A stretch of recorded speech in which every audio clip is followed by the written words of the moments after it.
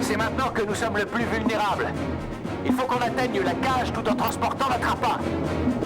C'est un Dacleosteus, le monstre marin qu'on voulait observer. Oh! Je vous présente Nigel Marven. Il est zoologiste et aventurier. Sa spécialité, c'est de partir à la recherche des animaux les plus dangereux. Mais cette nouvelle aventure lui cause bien des soucis. Il n'hésite pas à abandonner le confort du 21e siècle pour se plonger au cœur de la préhistoire. Sa mission est de parcourir les 7 océans les plus dangereux du globe afin de rencontrer les créatures marines les plus terrifiantes que notre planète ait jamais connues. Il a déjà parcouru 3 des océans les plus dangereux et il n'est pas au bout de ses peines. Nigel cherche le propriétaire de cette mâchoire. Il s'agit du requin le plus meurtrier de tous les temps. Mais il ne pourra le trouver que s'il arrive à quitter les mers du Dévonien et à se libérer de ce poisson monstrueux appelé Dunkleosteus. Il revient vers moi. Il est encore plus rapide.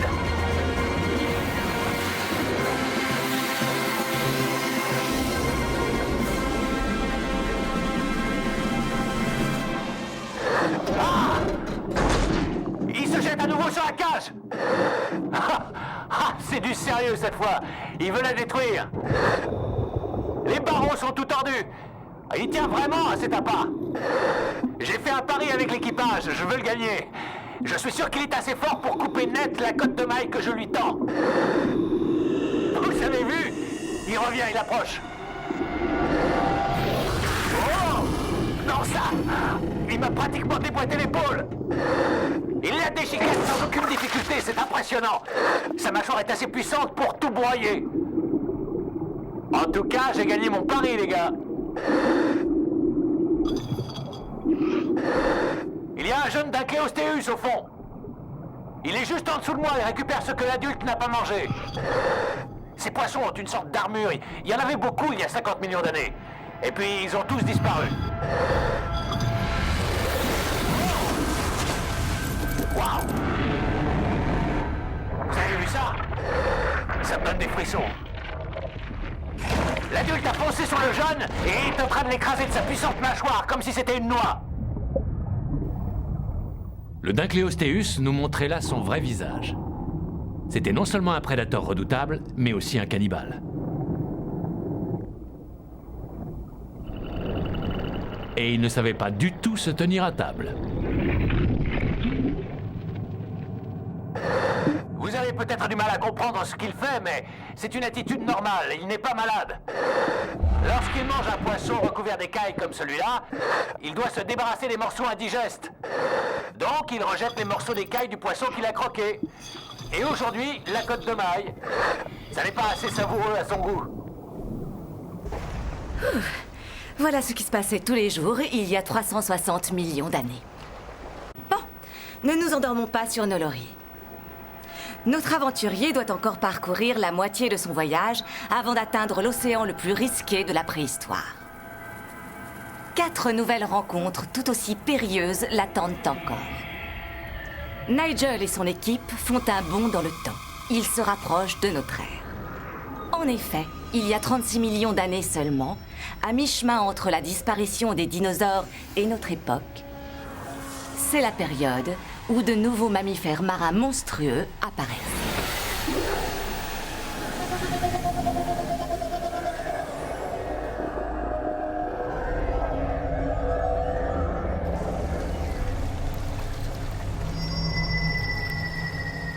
Il y a eu sûrement beaucoup de passages ici, regardez autour de nous. Nous sommes dans une mangrove, la végétation y est luxuriante, et il y a de l'eau partout. Ça ne ressemble pas à un désert, comme vous pouvez le voir. Mais pourtant, je vous assure qu'il y en aura un. Ce sera le désert du Sahara. Le site sur lequel je me trouve deviendra plus tard une grande ville, le Caire. Et si j'attends ici pendant 36 millions d'années, des Égyptiens vont arriver pour construire des pyramides juste au-dessus de ma tête. L'Éocène fut le début de la suprématie des mammifères. Certains vivaient sur Terre, d'autres dans les mers, et je n'allais pas tarder à découvrir que certains d'entre eux pouvaient s'adapter aux 2 éléments.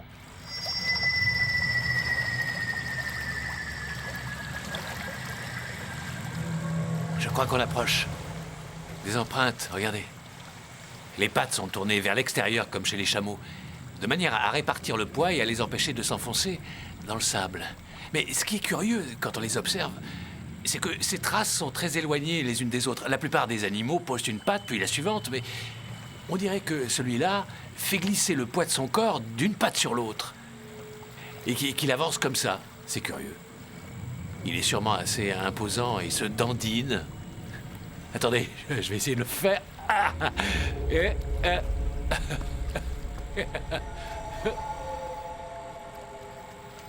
Quand on piste un animal, ça c'est le rêve. Regardez, ce sont des excréments. Ils sont récents. Quand j'approche la main, je sens encore leur chaleur. Les Inuits, d'après les scientifiques, auraient eu pour habitude de goûter les excréments des animaux qu'ils chassaient. Je vais pas faire comme eux. Ah, oui, cette odeur, elle est très, très, très légère, elle n'est même pas désagréable, non, plutôt douce. Je crois que l'animal que je cherche est un amateur de fruits. Il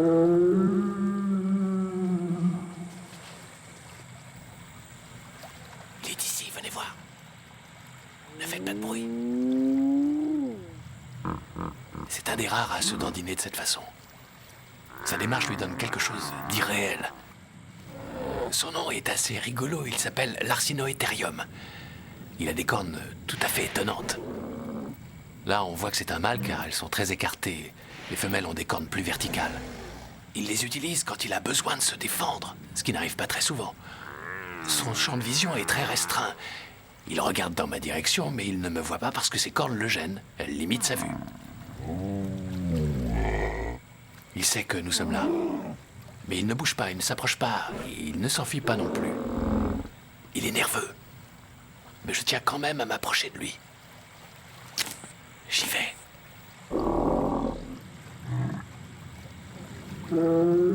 Je vais essayer quelque chose, je vais lui donner mon goûter. On va voir s'il aime les fruits du 21e siècle.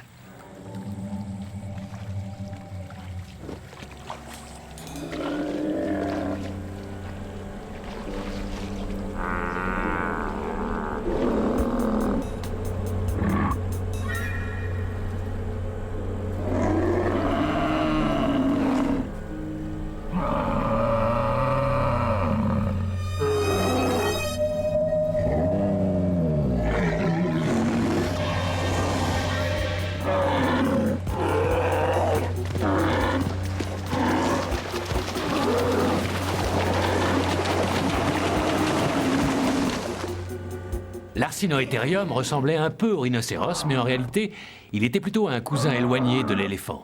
Et le plus étonnant, c'est qu'il vivait comme un hippopotame.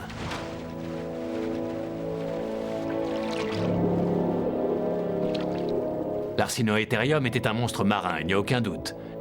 C'était un mammifère amphibie. Il y avait toute la nourriture nécessaire dans les mangroves pour cet herbivore. Mais la vie n'était pas facile. Une plage pouvait se transformer en lagon en l'espace d'une journée. Pourtant, l'Arsinoitherium s'adaptait sans aucune difficulté à ces changements de marée. Cet animal était aussi à l'aise dans l'eau que sur Terre. Peut-être même plus heureux dans l'eau.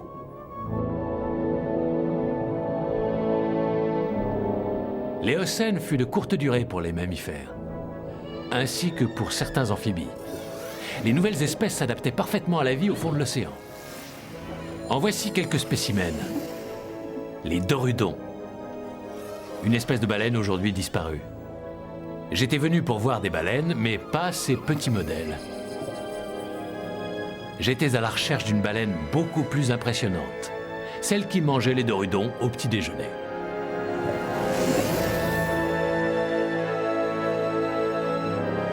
Le moment était venu pour moi de rencontrer le maître absolu de l'océan.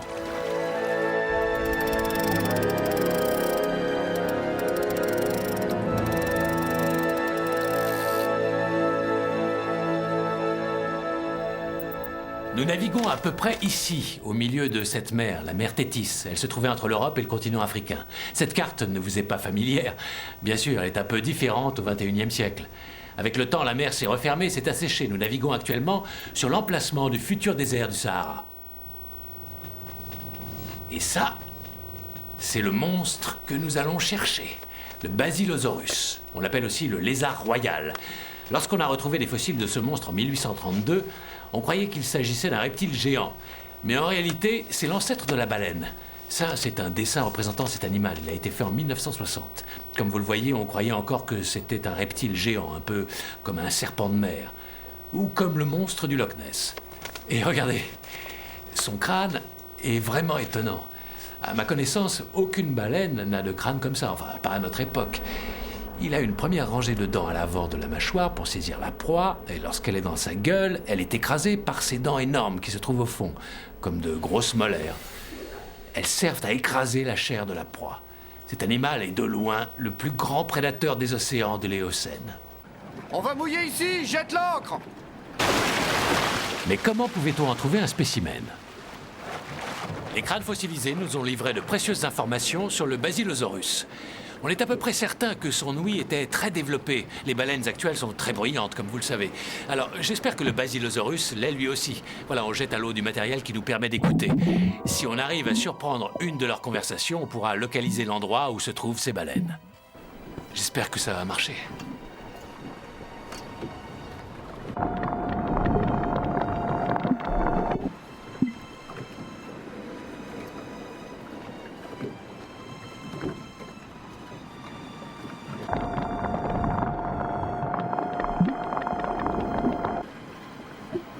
Il n'y a rien, j'entends seulement des poissons, des crevettes, mais pas de baleines. Alors, y a rien ici.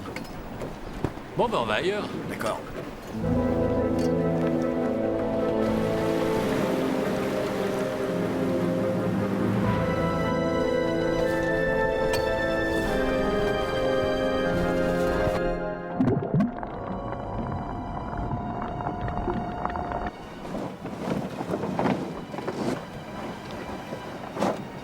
Nigel!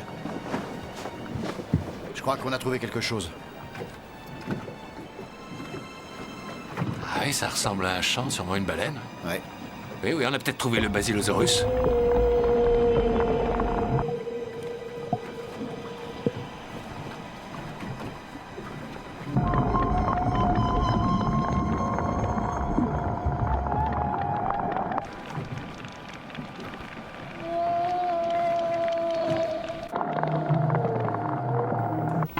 La baleine est sûrement dans les environs, mais on ne sait pas où.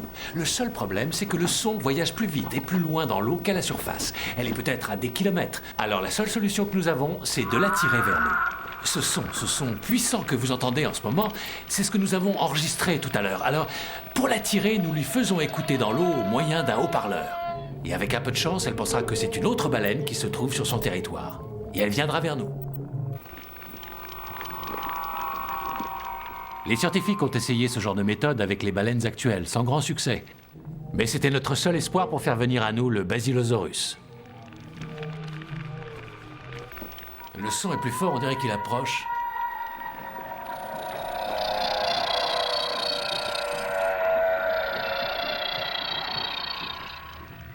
Ah oui, c'est net, il est plus près, là.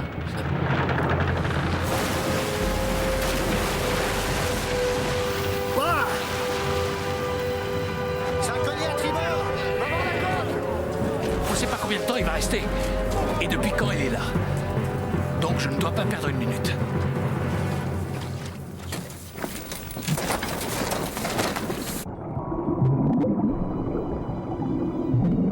J'étais loin d'imaginer ce que j'allais découvrir.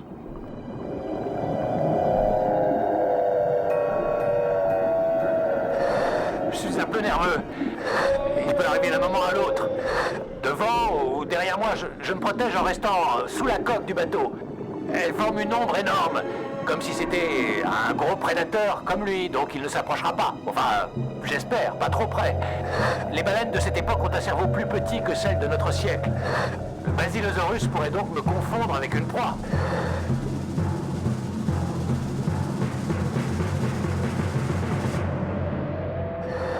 Waouh! Je le voyais enfin, cet énorme corps profilé. C'était sûrement un Basilosaurus.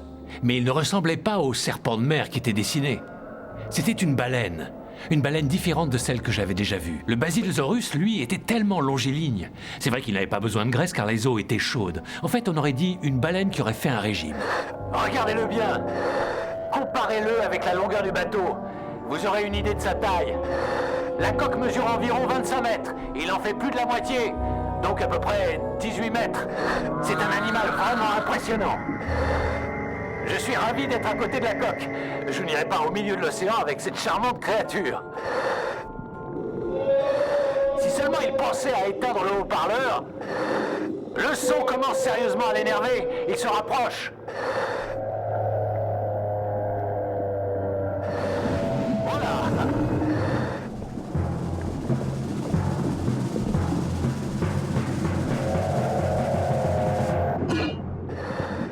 Il a arraché le haut-parleur. Il la secoue comme ferait un chat avec une souris. Bon, bah, on a perdu notre haut-parleur, mais ça n'a aucune importance. J'ai eu la chance de voir de très près cet ancêtre de la baleine. Nous sommes à l'orée de très grands changements dans le monde. Le continent africain se rapproche de l'Asie et de l'Europe. C'est ce qui causera la disparition de cette mer et par conséquent la disparition du Basilosaurus. À présent, nous nous rendons à l'époque du Pliocène. C'est là que nos ancêtres ont commencé à adopter la station debout. C'est fascinant de découvrir la faune qui peuplait les océans il y a à peine 4 millions d'années.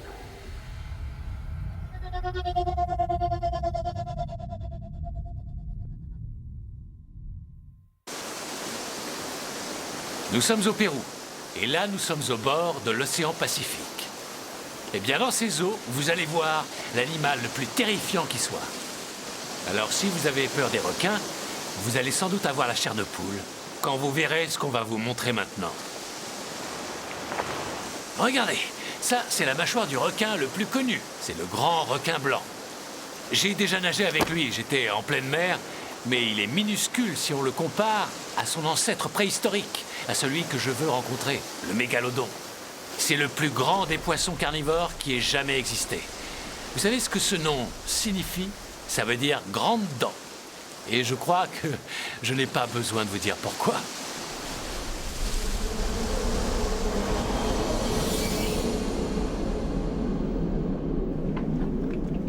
La chasse au mégalodon nous entraîna dans des eaux encore plus périlleuses. La prudence devint la principale préoccupation de l'équipage. Tu devrais essayer de... Nous n'arrivions pas à nous mettre d'accord sur la manière de procéder. Je crois qu'on devrait se diriger vers les eaux profondes avant que le temps change. On trouvera sûrement des adultes. Non, il faut d'abord qu'on essaie de trouver des jeunes. Mais non, on n'aura pas assez de temps. Ah, On ça, oui. devrait rechercher les plus petits Oui, c'est d'abord. plus sûr. On ne connaissait pas le comportement des mégalodons. Certains d'entre nous pensaient qu'il fallait chercher des jeunes beaucoup moins dangereux avant de tenter une plongée avec un Je sais adulte. pas combien de temps il nous faut pour attirer les À la fin, mégalodons vers j'ai nous. dû C'est pas accepter. très Ça grave. à faire. Bon, ben, je commencerai par plonger avec des jeunes mégalodons et ensuite on ira au large et j'essaierai de descendre au plus profond pour les adultes. Voilà, ça c'est raisonnable. Ce qui compte avec les requins, c'est de plonger au bon endroit. Les jeunes mégalodons, comme les jeunes requins, avaient pour particularité de rester dans les eaux peu profondes, contrairement aux adultes. Ils le faisaient pour leur sécurité, mais aussi parce qu'ils ne chassaient pas les mêmes proies. Donc, je ne devrais pas rencontrer de mégalodons adultes. Enfin, normalement.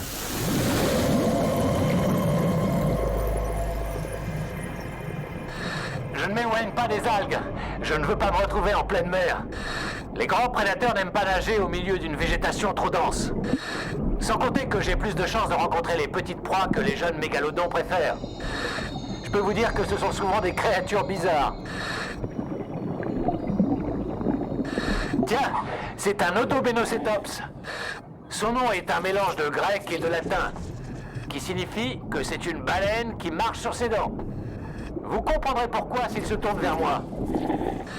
Une de ses défenses mesure 30 cm environ, mais de l'autre côté, du côté droit, regardez, elle mesure à peu près 1 mètre. On pense que les mâles utilisaient ces défenses à la saison des amours pour se battre entre eux. Exactement comme les narvals. Ils cherchent dans le sable. C'est vraiment magnifique. Non, c'est pas vrai, regardez!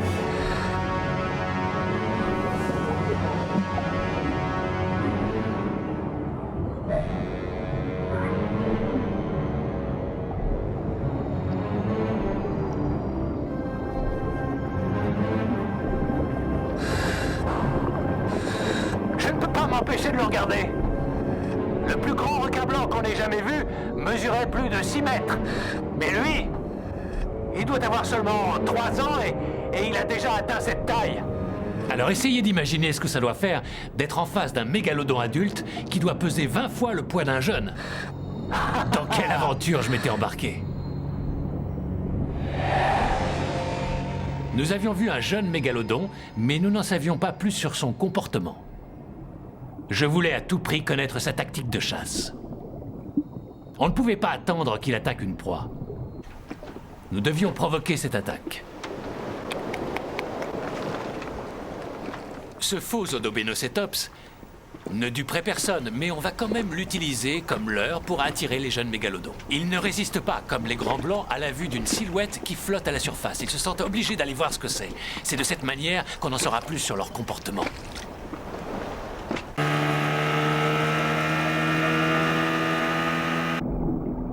Notre maquette ne nageait pas aussi bien qu'un Odobénocétops, mais ça n'a pas du tout gêné le jeune mégalodon.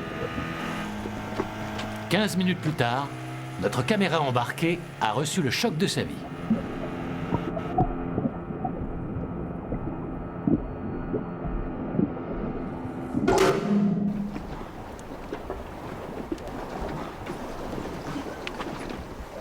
Alors voyons un peu ce qui est arrivé à notre leurre. Il l'a attaqué par derrière? Ouais, il l'a pris par en dessous aussi. Ah, vous avez vu? Les traces de son attaque. J'ai l'impression que le mégalodon a exactement la même technique d'attaque que le grand requin blanc. Comme ils évitent d'être blessés par leur proie, ils l'attaquent en arrivant derrière elle et font un véritable carnage. Sa mâchoire a une force extraordinaire. Regardez ce qu'il a fait à notre maquette. Bon, évidemment, c'est moins résistant qu'un animal vivant. Il n'y a ni tendons ni muscles. C'est pour cette raison qu'il l'a littéralement coupé en deux. Mais si ça avait été un animal, avec une telle morsure, il aurait perdu tout son sang et le requin aurait attendu qu'il soit assez affaibli et il serait revenu pour lui donner le coup de grâce. Les mégalodons étaient probablement les ancêtres des grands requins blancs. Et nous savions maintenant que les jeunes attaquaient leur proie de façon tout à fait similaire. Mais qu'en était-il des adultes? Comment chassaient-ils? Et à quoi pouvait ressembler la proie d'un requin de plus de 15 mètres de long? Nous laissions les jeunes et reprenions notre route vers le large. Le moment était venu de rencontrer le monstre.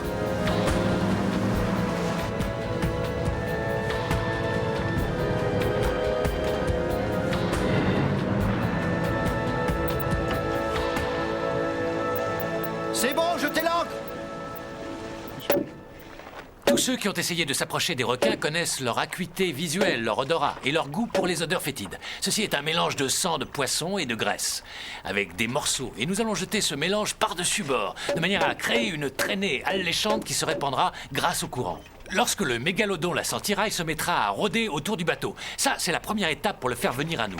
Mais nous lui réservons une surprise. Cet appât composé de poissons savoureux est destiné à le garder près de nous et à l'empêcher de partir. S'il s'approche suffisamment... D'ailleurs, regardez un peu cet objet. Là, vous reconnaissez sa forme. Il y a une caméra miniature à l'intérieur. Nous voulons connaître son comportement, et ça, c'est le meilleur moyen d'y arriver. Je dois m'approcher le plus possible du mégalodon pour accrocher cette caméra à son aileron dorsal. Ne vous inquiétez pas, ça ne lui fera pas de mal. Cette partie se détachera quelques jours plus tard. Alors, la caméra remontera à la surface. Nous n'aurons plus qu'à la récupérer, et si nous avons un peu de chance, nous en saurons plus sur le comportement de cet animal.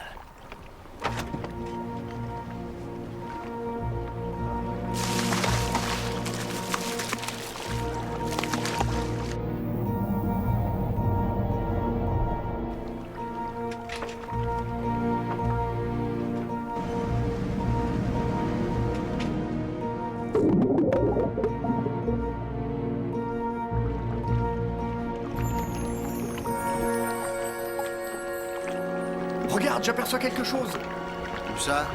Ah oui, oui, oui. Ah oui, je crois que c'est lui. Regarde, là-bas.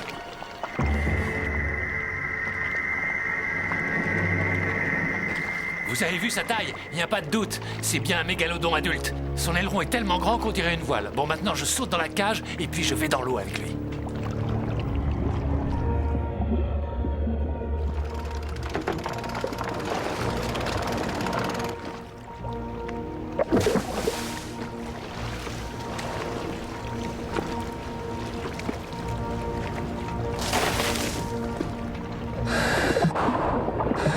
Vous voyez? Le sang et la graisse de poisson s'écoulent de l'appât qu'on a préparé. Je dois être prêt à lui accrocher la caméra. Je n'aurai peut-être qu'une seule chance. On ne sait pas combien de temps il va rester dans les parages.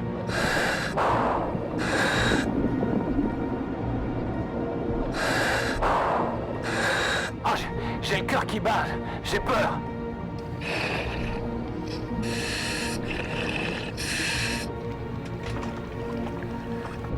Regardez!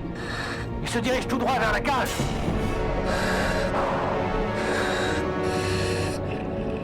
Oh, quel monstre!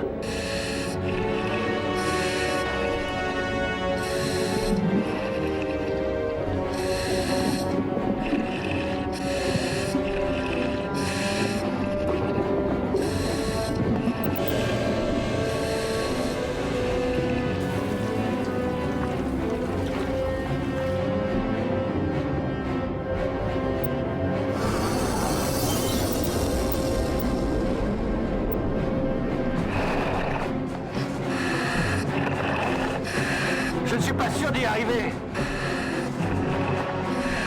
J'ai qu'une envie, c'est de remonter à la surface et de sortir de cette cage. Mais il faut que je prenne sur moi.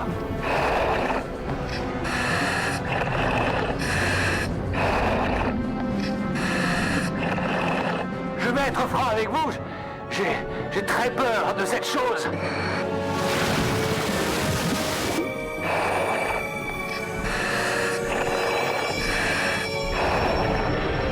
Je crois qu'il a bien repéré les lieux et là, il est encore plus près de moi. Il faut que j'accroche cette caméra, mais je suis pas sûr d'y arriver. Oh! Oh! Oh, je l'ai raté.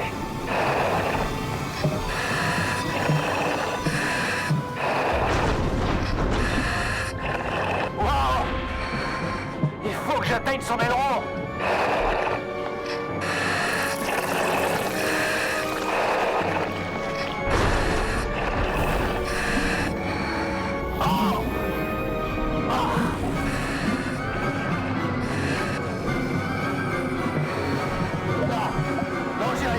C'est beaucoup trop difficile. L'aileron passe trop loin de moi.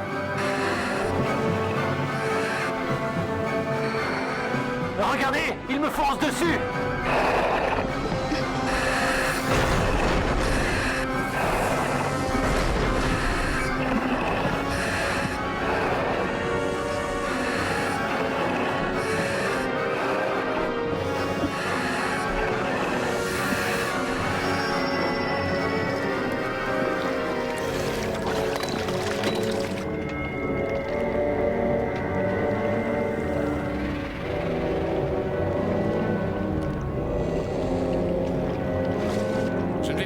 Si je reste dans la cage. Alors je vais essayer à partir de cette plateforme. Le sac de poisson, tu le mets bien sur le côté. Hein. Fais bien attention au requin, essaie de le guider pour qu'il vienne jusqu'ici, s'il te plaît. Bon, on y va.